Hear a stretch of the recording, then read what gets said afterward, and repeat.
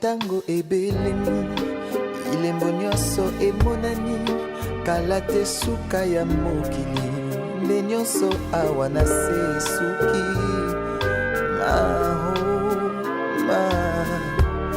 oh yawe papa Mungu natondi na nkanda lokola ntambo akongoloma solo alingi nde koboma kopanza pe koyiba bontango na ye tikali moke. Shalom bien-aimés dans le Seigneur, merci de vous connecter nombreux sur notre chaîne YouTube, Ministère Jésus-Christ appelle au salut, présenté par votre serviteur Dr Jéhou Moleko. Je suis théologien, docteur en théologie, expert en eschatologie biblique. Ça c'est notre deuxième émission. La première émission vous l'avez suivie et les thèmes c'était les actualités sur les prophéties bibliques des temps de la fin. Et dans la première émission nous avons parlé de l'apostasie dans l'église. L'apostasie dans l'église est marquée principalement par ce que nous avons dit dans la musique dite chrétienne, dite religieuse, musique chrétienne, c'est que les musiciens ou les chanteurs gospel, ils ont perdu c'est que comment adorer Dieu. Maintenant c'est plus la musique est devenue un tremplin pour eux pour se faire connaître et la musique c'est plus pour la commercialisation et la musique c'est pour aussi plaire au public. Donc c'est une musique chrétienne qui n'est plus destinée à Dieu mais c'est pour plaire au public. C'est pourquoi il y a des musiciens, des chanteurs gospel qui affichent des vues comme 1 million, 2 millions, ils sont très contents, ils affichent ça, mais c'est pas ça le but de la musique chrétienne. La musique chrétienne accompagne l'adoration, accompagne la prière, accompagne la louange, accompagne, Seigneur Dieu, les confessions, la repentance. Donc c'est ça. Malheureusement, cette musique chrétienne aujourd'hui n'a plus ce sens. Donc c'est une musique qui est infiltrée par les lucifériens. Et nous avons dit que Lucifer, c'est lui la première personne, c'est-à-dire cet ange qui était en charge de l'adoration et de la louange auprès de Dieu. Et dans la lignée de Caïn qui a la sémence des serpents, nous avons trouvé la première personne qui était le père des instruments de musique, donc Jubal. Donc c'est pour montrer que la musique est très importante et Satan utilise beaucoup la musique pour détruire, pour s'infiltrer et puis amener l'apostasie dans l'église. Et puis nous avons parlé de culte spirituel. L'apostasie est marquée encore par l'abandon du culte spirituel. La Bible dit dans Jean chapitre 4 verset 23-24, Dieu est esprit, il faut que ceux qui l'adorent adorent en esprit et en vérité. Qu'est-ce qu'on a vu là-bas? Aujourd'hui, le culte est devenu physique. Alors que dans l'ancienne alliance, le culte était réellement physique parce que Dieu avait permis à Moïse de pouvoir fabriquer les ustensiles pour les tabernacles. Et il y avait l'arche et tout consort. Donc devant l'arche, le peuple d'Israël s'est prosterné. Ça représentait Dieu. Mais la Bible dit que tout cela c'était l'ombre des choses à venir. Lisons dans Hébreux chapitre 8 verset 5, il montre que c'était l'ombre des choses célestes. Maintenant quand le véritable est venu, c'est-à-dire le véritable, le spirituel, c'est Jésus-Christ. Nous n'avons plus besoin de ce qui est physique. Et c'est la question que la femme samaritaine a posée à Jésus-Christ. Faut-il aller adorer à Jérusalem ou à la montagne? Jérusalem représente le judaïsme, la loi, ou ce que Moïse a envoyé, tandis que Garizim représente la religion païenne, les divinités païennes. Jésus a répondu clairement, c'est ni à Jérusalem ni à Garizim. Aujourd'hui, c'est Christ qui est l'objet de notre adoration. C'est en Christ que nous avons l'adoration parce que c'est lui le véritable tabernacle. Et puis, on a lu dans Jean chapitre 2, là-bas que Christ a dit ceci, détruisez ce temple et en 3 jours je les relèverai. Or, quand vous lisez, il parlait de son corps. Et les temples de Jérusalem a été détruit en l'an 70 pour montrer qu'on n'avait plus besoin d'un temple physique. C'est en Christ qu'aujourd'hui que nous avons la véritable adoration. Et nous avons donné notre exemple comment est-ce que le culte spirituel est perdu. Et très souvent, comme la Bible dit, les gens voient plutôt la paille qui est dans l'œil du voisin, de son frère, mais ils ne voient jamais la poutre qui est dans son propre œil. C'est comme ça qu'il font les branhamistes. Les branhamistes accusent les catholiques des idolâtres parce qu'ils ont des statues de Marie, les images de Jésus dans leurs églises. Mais quand vous allez dans les églises des messages des temps de la fin, il y a aussi l'image de Jésus-Christ. Et cette image-là, c'est le prophète Branham avait dit que c'est le peintre allemand Heinrich Hoffmann. Et il a dit que c'est vraiment le trait. Il représente Jésus-Christ quand il avait 33 ans et qu'il aimait partout. Alors aujourd'hui, les branhamistes aussi continuent à mettre cette image-là de soi-disant Jésus-Christ dans leurs assemblées. C'est pour montrer qu'eux aussi, ils ont perdu le culte spirituel. Ils sont rentrés dans les cultes physiques. Or, les cultes physiques, c'est que quelqu'un qui n'a pas l'Esprit de Dieu ne peut pas avoir le culte spirituel, comme Romain le dit ici. Nous avons reçu de Dieu son Esprit Saint. Et quand nous recevons de Dieu son Esprit Saint, nous pouvons maintenant adorer Dieu en esprit et en vérité, comme Romain le dit. Et nous pouvons appeler Dieu Abba Père, parce que dans l'Ancien Testament, Dieu n'était pas Père, on l'appelait pas Père. Mais dans la Nouvelle Alliance, nous appelons Dieu Père parce que nous avons eu la filiation à travers Jésus-Christ dans la Nouvelle Alliance. Et cette filiation est spirituelle. La Nouvelle Alliance est spirituelle. Voilà. Donc, pour terminer la perte de culte spirituel dans la Nouvelle Alliance, aujourd'hui, même les dadis, c'est-à-dire les pasteurs aussi, sont devenus de Dieu. Donc, les gens se prosternent devant des dadis, se prosternent devant leurs pasteurs, leurs apôtres, et ils font vraiment des cultes de personnalité. Tout cela, c'est la perte des cultes de personnalité qui caractérise l'apostasie des temps de la fin. Temps de la fin. Et Matthieu 7, verset 22 à 23 nous a dit que tous ces serviteurs d'iniquité, c'est-à-dire ceux qui ont abandonné la saine doctrine, Dieu leur dira à la fin, le jour du jugement, je ne vous ai jamais connus, malgré tous les miracles qu'ils auraient faits, malgré qu'ils ont chassé des démons, ils ont opéré des guérisons de tout divers, mais Jésus leur dira, je ne vous ai jamais connus. C'est terrible. Donc tout cela parce que la plupart des gens ont refusé les enseignements bibliques, ils ont quitté la Sainte Seine à cause de la séduction religieuse. Alors, aujourd'hui, nous allons parler d'Israël. Alors, la deuxième partie, c'est Israël aujourd'hui. Alors, à Israël, on ne va pas parler beaucoup de choses, mais notez seulement que depuis le 7 octobre 2023 jusqu'à ce jour, nous sommes en 2025, au mois de mai, cette guerre-là entre les Hamas et Israël continue.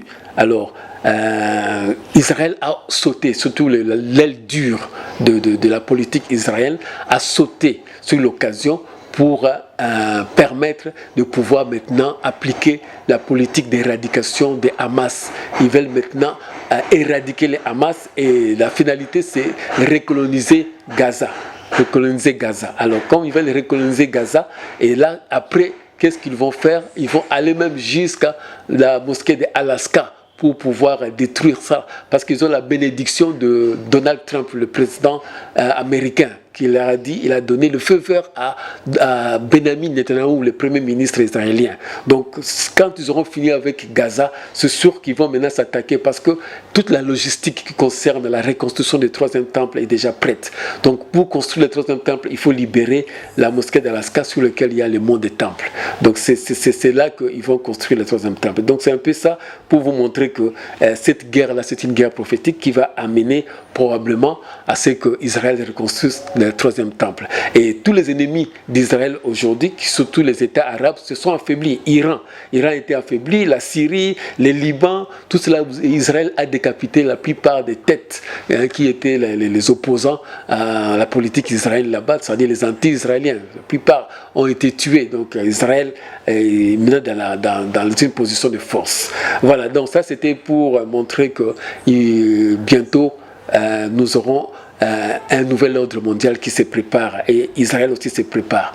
Voilà, donc nous avons fini avec l'Église. 2 Thessaloniciens chapitre 2 verset 3 nous dit il faut que l'apostasie arrive avant de voir paraître l'homme impie. L'homme impie va apparaître dans les nations. Parce que nous allons parler maintenant dans les nations.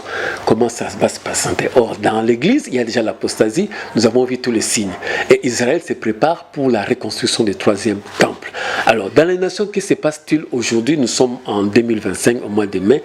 La nouvelle administration américaine avec Donald Trump révèle des signes précurseur de l'avènement de cet homme impie, un dictateur mondial dirigeant d'un gouvernement mondial. Alors, le jour de l'investiture de Donald Trump, le président américain, qui a été réélu, 4 leaders religieux firent des prières lors des traditionnels cultes de prière à Washington, D.C. Il y avait eu un pasteur, un imam musulman, un rabbin juif et puis un prêtre catholique. Donc vous voyez, ces 4 religions là-bas, ces 4 religions, leaders religieux, symbolisent quelque chose qui va arriver, c'est-à-dire une religion unique future qui arrive.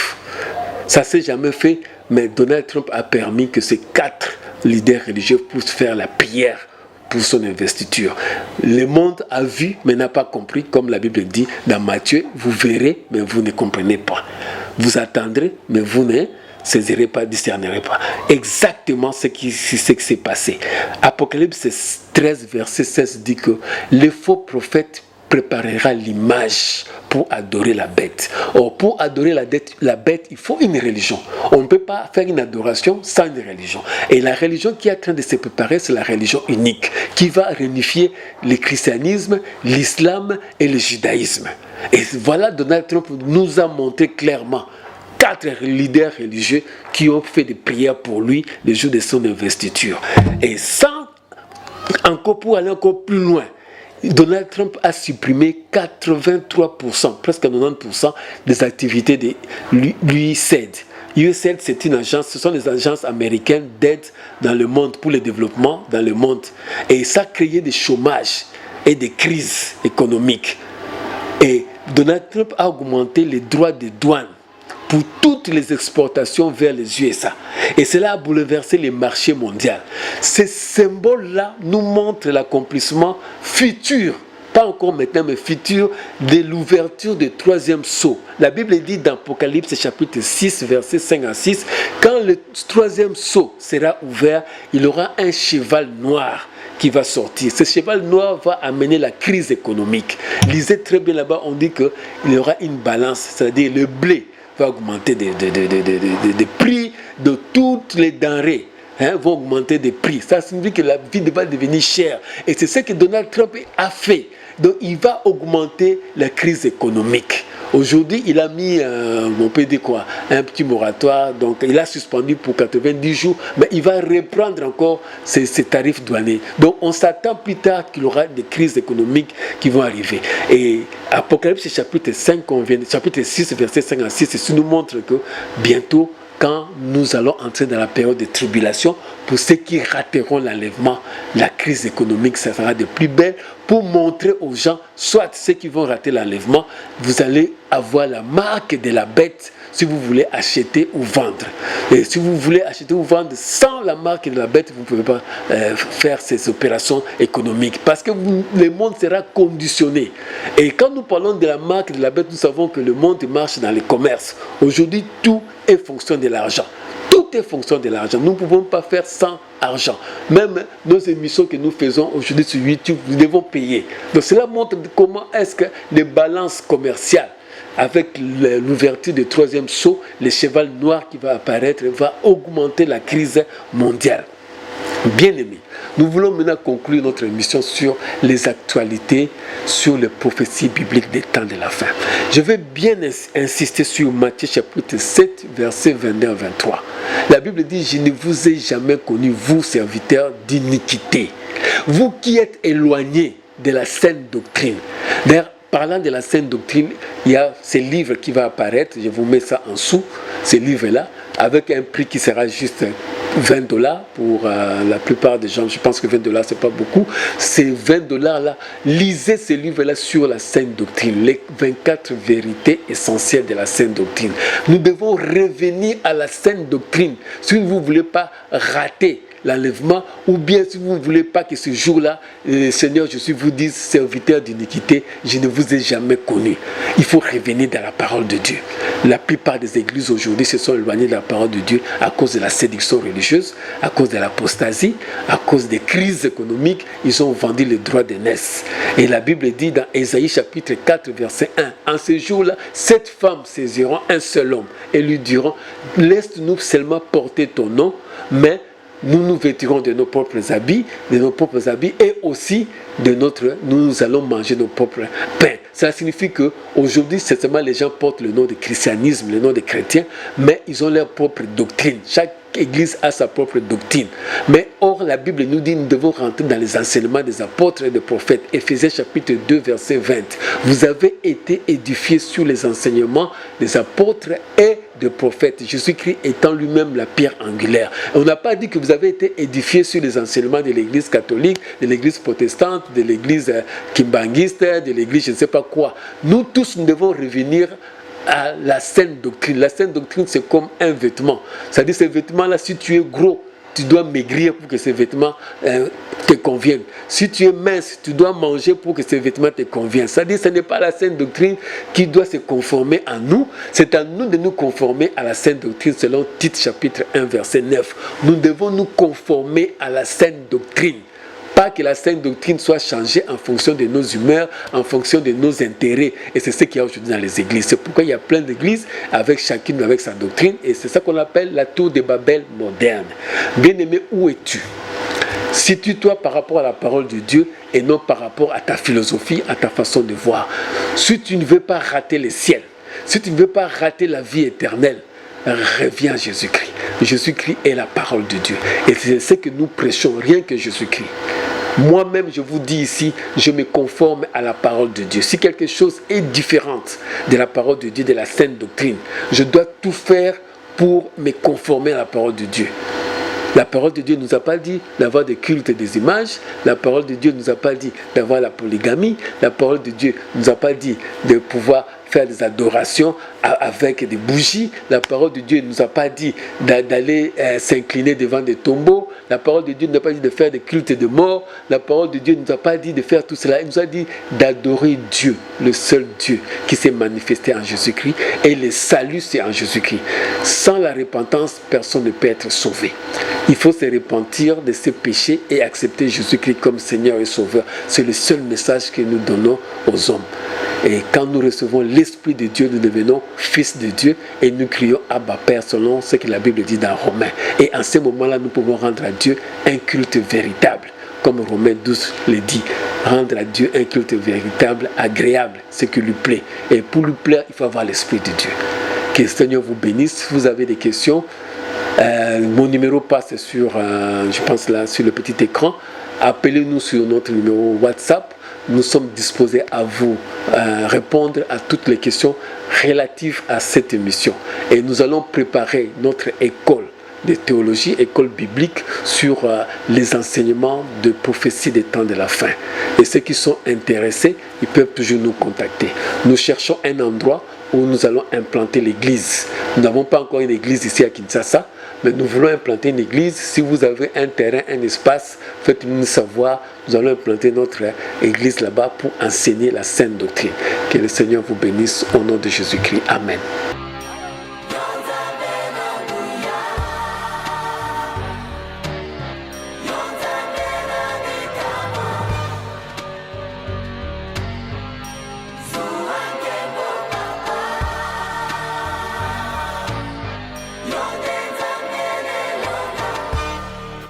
Lelo ntango ebelemi ilembo nyonso emonani kala te suka ya mokili nde nyonso awa na se suki